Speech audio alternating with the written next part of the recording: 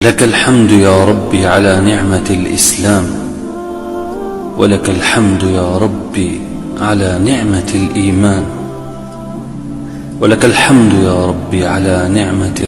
اللہ تعالی نے انسان کو بہترین صورت میں پیدا فرمایا اور اسے عقل، شعور اور ہدایت عطا کی. پھر نبی کریم صلی اللہ علیہ وسلم کو بھیجا تاکہ ہمیں خیر و شر میں فرق بتائے، بلائی کی راہ دکھائے اور گناہوں سے بچائے.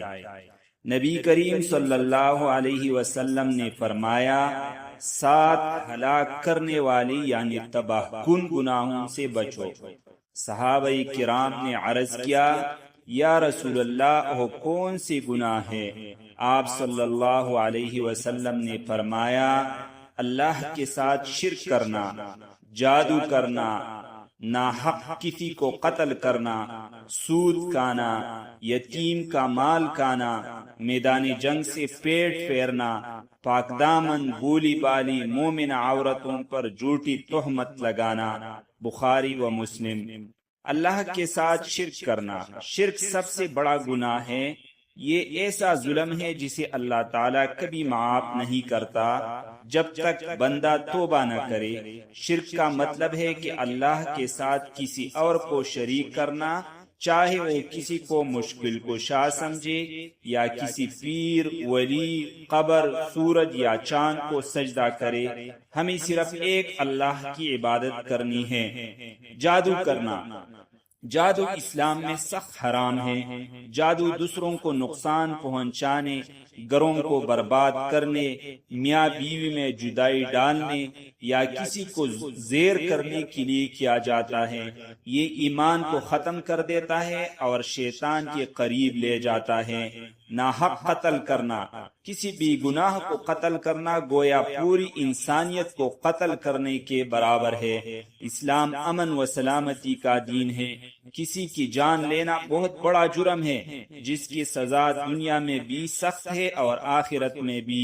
سود کھانا، سود لینے اور دینے والے پر اللہ اور اس کے رسول کی طرف سے جنگ کا اعلان ہے.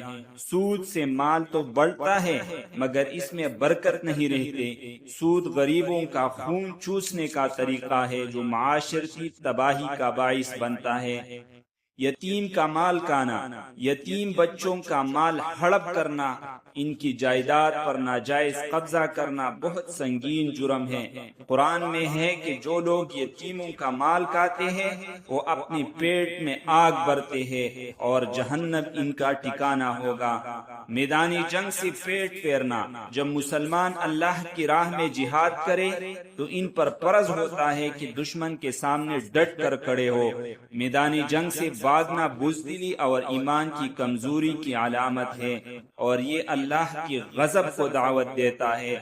پاک دامن عورتوں پر جھوٹی تہمت لگانا، اسلام عزت اور ناموس کا تحفظ کرتا ہے. کسی پاک دامن معصوم عورت پر جھوٹا الزام لگانا بہت بڑا گناہ ہے. ایسے لوگ دنیا اور آخرت میں رسوا ہوتے ہیں. اللہ ان کے خلاف سخت سزا کا وعدہ کرتا ہے. اسلام میں صرف عبادات ہی نہیں بلکہ اخلاق، معاملات، حقوق اور معاشرتی رویے بھی بہت اہم ہیں. ان 7 بڑے گناہوں سے بچنا ہم سب پر فرض ہے. یہ گناہ نہ صرف آخرت کو برباد کرتے ہیں بلکہ دنیا میں بھی بدنامی، پریشانی اور عذاب کا باعث بنتے ہیں. ہمیں چاہیے کہ ہم اللہ سے ڈرے، علم حاصل کرے، توبہ کرے اور اپنی زندگی کو قرآن و سنت کے مطابق ڈالے. یہی فلاح کا راستہ ہے. اللہ تعالی ہمیں ان تباہ کن گناہوں سے محفوظ رکھے اور صراط مستقیم پر چلنے کی توفیق دے. آمین یا رب العالمین. والسلام علیکم ورحمۃ اللہ وبرکاتہ.